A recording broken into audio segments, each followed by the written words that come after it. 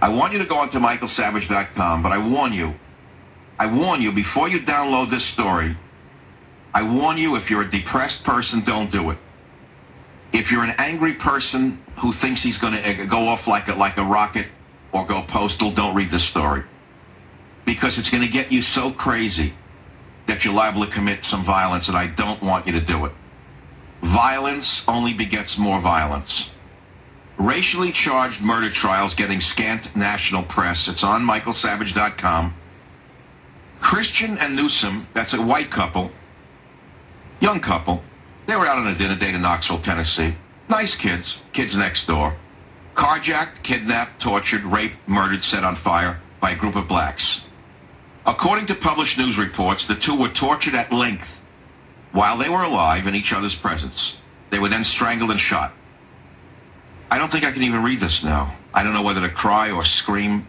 Newsome's mutilated and burned remains were found along a railroad track the following day. 2 days later, Christian's battered and burned body was found in a trash bin. The suspects were quickly arrested and charged with carjacking, kidnapping, rape, premeditated murder, theft, and robbery. It's a gigantic story. Not covered. Wolf Blitzer, that empty piece of garbage. Wolf Blitzer, that thing that should never... I can get myself in real trouble right now if I actually told you what I think of these people. So I'll go on with the story.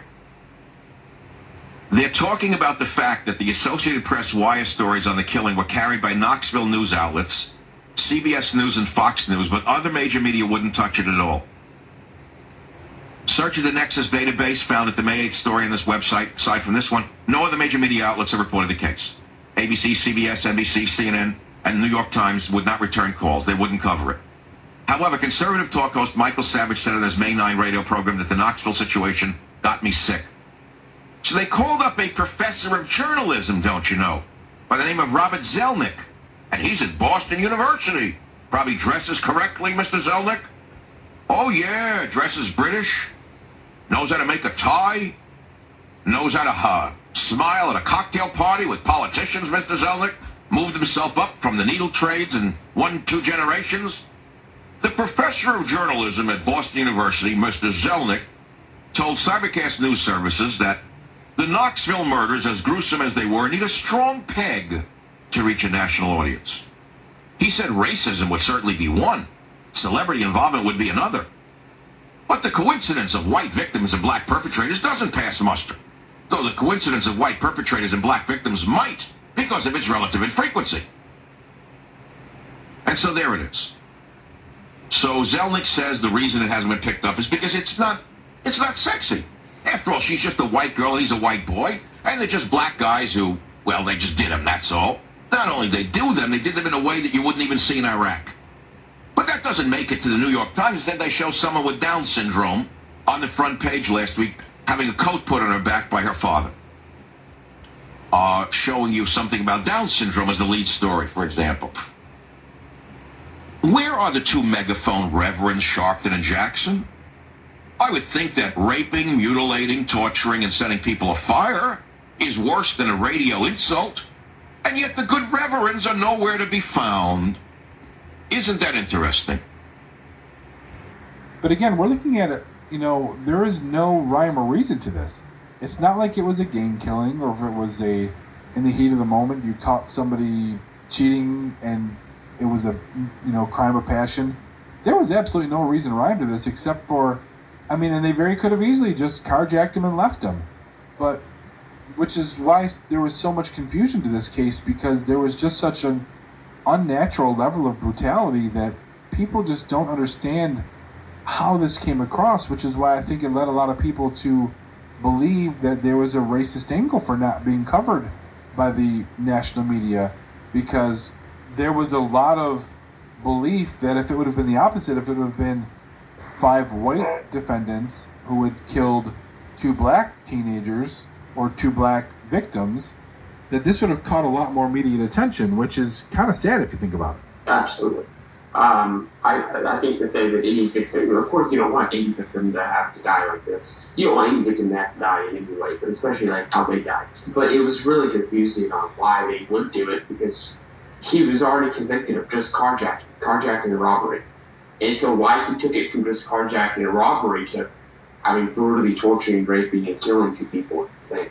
Exactly, and he's actually, obviously, anytime there's death sentences involved, it triggers, there's a lot of mandatory appeals that are required, and it literally will go on for probably, I would think, at least 15 to 20 years. He's been in court, I think, 3 times already, and obviously been denied because there's just an absolutely overwhelming amount of evidence that proves everything. I mean, 4 people testified against him.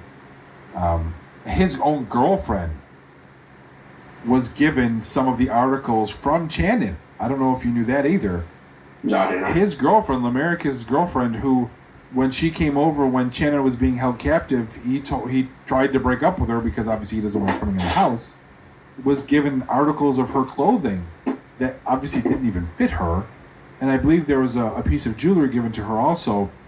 But they also found Channon's driver's license, and I believe Newsome's tennis shoes were found. Christopher Newsome's tennis shoes were found either on Lamaricus or with him, along, like I said, with Channon's her driver's license, and again his bloody fingerprint in their vehicle that they had dumped. Which again leads me. Here's another point too, and I just realized it's sitting here. Generally, the point, from what I understand, of carjacking somebody is to take the car and probably sell it or strip it and try and make some money on it.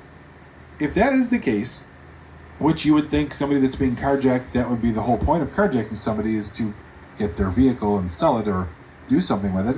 Why dump the vehicle? Why not get rid of the vehicle? Which leads us to believe is that maybe they were targeted. Maybe Channon, who knows, Lamaricus just wanted to rape somebody or kill somebody, or who knows. This is just, there's again no rhyme or reason to this. It's one of the most insane, brutal killings, just one of the most insane, brutal stories I've ever heard of. And that, everybody, is some of Detroit's finest. Every one of these scumbags are from Detroit. Traveled to Knoxville, Tennessee to do this to these people. Absolutely blows my mind. Insane. And what's crazy is there's a fucking woman involved that was cooking in the other room while these guys were taking turns raping both of them. Channon and Chris.